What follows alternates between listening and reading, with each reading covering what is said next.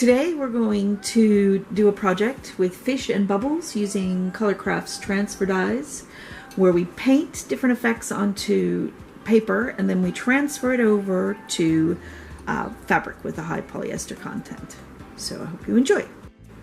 What we're going to do now is we're going to make the mixture that I'm going to make bubbles with to print the bubbles onto paper. First I started with pouring in some of my soap, and this is a really thick Danish brand of cleaning soap, but you can also use dish soap, bubble soap, many other things. But you might have to experiment to see when you add the powder or if you need to mix the powder with water first and so on. So I'm taking some vivid blue of the Colourcraft transfer dies, and I'm just taking a little bit and I'm gonna mix that in to my bubble solution. It has a lot of pigment in it, which is really nice, especially for this technique. I'm gonna try to bubble and see if I need to add water. So take a straw. Remember to blow, not drink.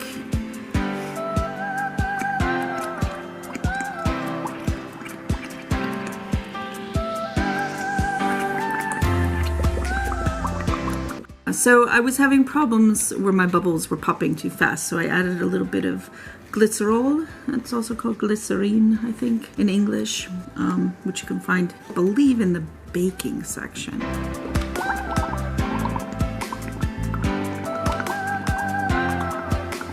So now you can see that I have bubbles that are over the container, so that now I can take, this is normal photocopy paper, and then I just put it on.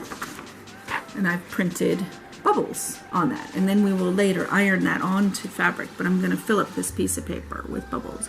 I'll be back when I fill the paper.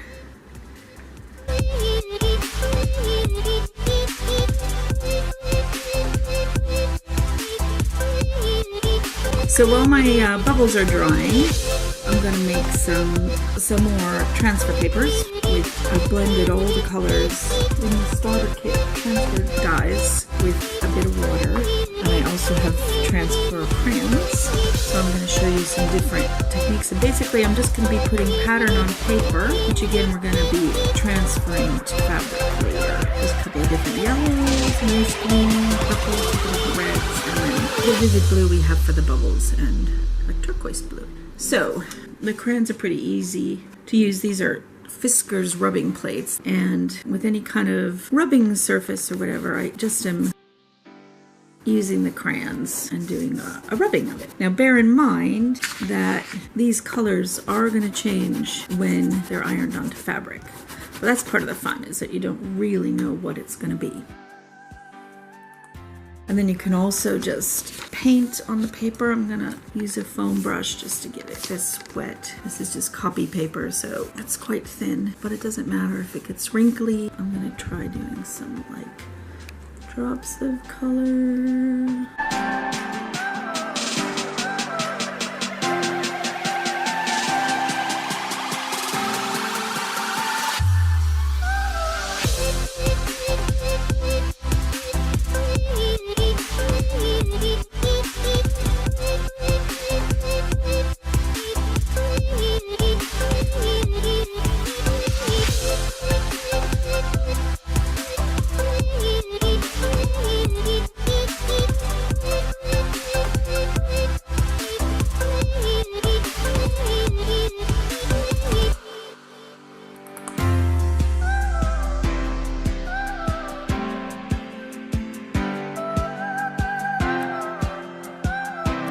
So now it's the next day, and all my transfer papers have dried, and I have cut pieces of fabric to the sizes that I want. Well, a bit bigger because I'll cut them down later. I like to use a nice bridal polyester.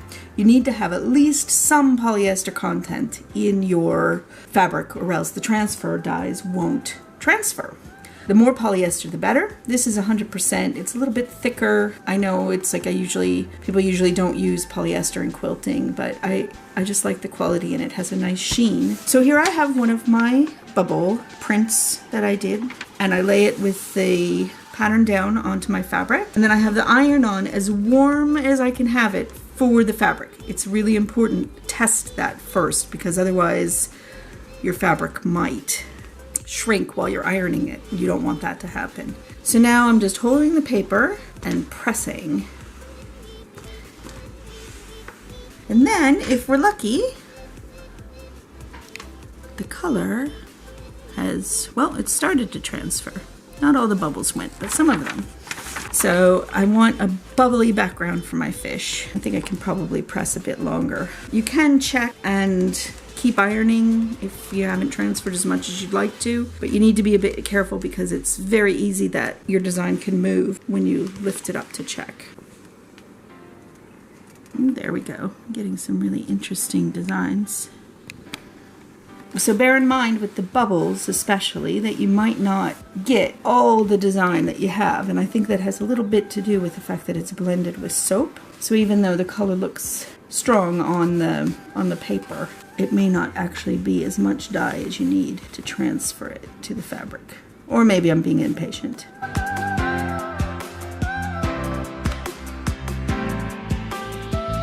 So here you can see the effect that I've gotten. This will be my background for my fish. So now I'm going to take these other papers that I decorated and iron them onto other fabric, which I'm then going to cut out my fish shapes from. So we'll see how it turns out. I'm going to try, I have the same sort of bridal satin, 100% polyester, and it's a bit thick. And I have in a few different pale colors, which will be kind of interesting to see what happens. So again, I'm going to put the paper down and press. And I do use a lot of pressure when I'm doing this. Oh, you can see it's sort of an interesting effect. So I'm going to put this over here so you can see the kind of very funky effect. If I want to cover more of this sheet, more of this piece of fabric, I can use the same.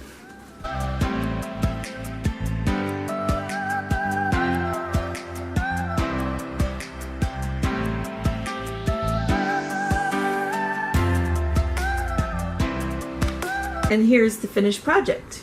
I had my background fabric with the different bubbles on them, and I cut out my fish shapes from the other fabrics that I had made, sewed them onto the background, added batting and backing, and I even added a little bit of Sprinkle It to give some extra sparkle. I hope you enjoyed this project, and see you soon.